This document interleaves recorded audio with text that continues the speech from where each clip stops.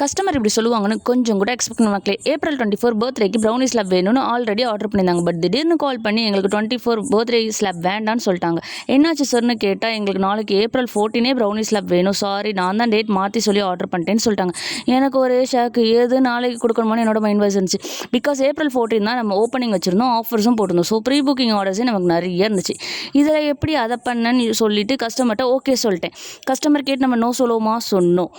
உடனே போய் ப்ரௌனி பண்ண ஸ்டார்ட் பண்ணிட்டேன். அதை அவங்க ஒய்ஃப்காண்டி ஆர்டர் பண்ணியிருக்காங்க. அவங்க நேம் மோனிஷா. அதை ஒயிட் சாக்லேட்டில் பண்ணித்தர சொல்லியிருந்தாங்க. அவங்க 1 kg ரவுண்ட் ப்ரௌனிஸில் கேட்டிருந்தாங்க. அதை நம்ம ஓவர் நைட்டில் பண்ணி அவங்க கேட்ட டிசைனில் பண்ணி அவங்க கேட்ட டேட் அண்ட் டைமில் டெலிவரியும் பண்ணியாச்சு. இதே மாதிரி உங்களுக்கும் கஸ்டமைஸ்டு ப்ரௌனி ஸ்லாப் வேணும்னா மறக்காமல் எங்களை காண்டாக்ட் பண்ணுங்கள். Sivakasi and all over Tamil Nadu நம்ம ப்ரௌனிஸ் அண்ட் குக்கீஸ் டெலிவரி பண்ணிகிட்டு இருக்கோம் மக்களே. நெக்ஸ்ட் ஆர்டரில் சந்திப்போம். Tata, bye by.